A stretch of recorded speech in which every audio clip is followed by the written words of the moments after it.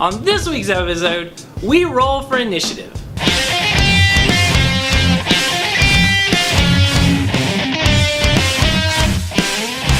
We go on an epic quest in my pick of the week, Adventure Zone. This is probably the first ever comic book based on a podcast. Once upon a time, two brothers thought it would be funny to record playing Dungeons and Dragons with their dad and turn it into a podcast. Well, over 10 million people thought it was pretty funny too.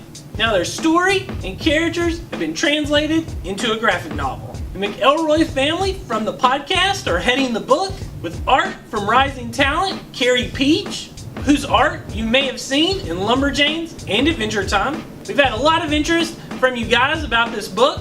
It's been described as weirdly sweet and brilliant, but also sort of bizarre and vulgar. This is a unique book this week, an absolute must-read for D&D fans for sure. Check out the Adventure Zone graphic novel this Wednesday. As always, there's more great books on the stands this week. Amazing Spider-Man #1 is a more back-to-basics Spidey. We get a new roommate, a new love interest, and a new supervillain. Spider-Man takes on an alien invasion in this series from Nick Spencer and Ryan Ottley. And from Image, we have a weird new book from Chew creator Rob Guillory. Farmhand is about a guy who grows human transplant body parts on a farm, but something else dark and sinister has taken root deep in the soil and is about to bloom.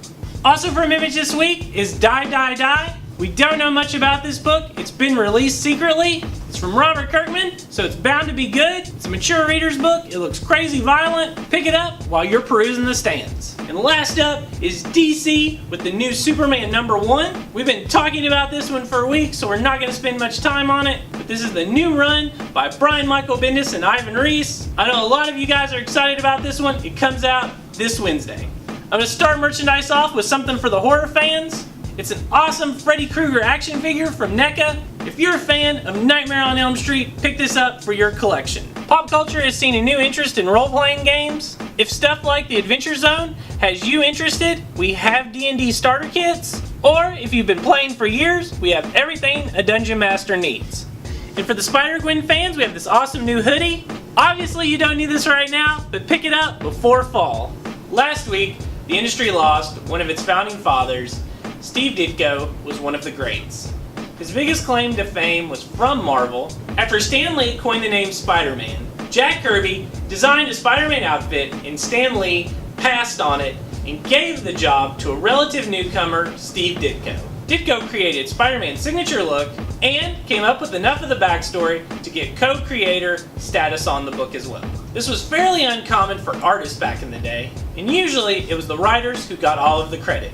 Ditko was a huge part of the Silver Age explosion, especially with one of his other most famous creations, Doctor Strange. Steve Ditko had a very surreal art style for Doctor Strange in the astral plane. The surreal way that Steve Ditko would depict other worlds has influenced comic books and movies ever since. For DC fans, his work with them put him on the Blue Beetle reboot, creating the Blue Beetle, which most people know as Ted Kord. Blue Beetle is where he also introduced the Question.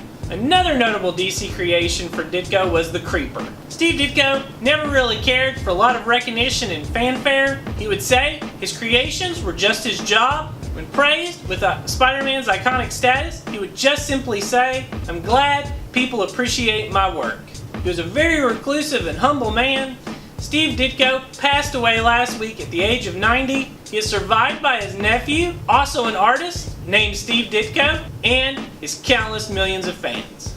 If you would like to check out some of Steve Ditko's classic work, hit me up the next time you're in the store and I'll help you out. Thanks for watching. Remember to like this video, get in the comments, and tell us who your favorite Ditko creation was.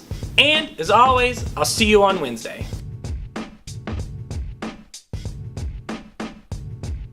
Episode, we roll for initiative. Start in dice roll. So start like, on this week's episode, we roll for initiative. On this week's episode, we roll for initiative. It does start off kind of looking like you're giving Human Torch a hand.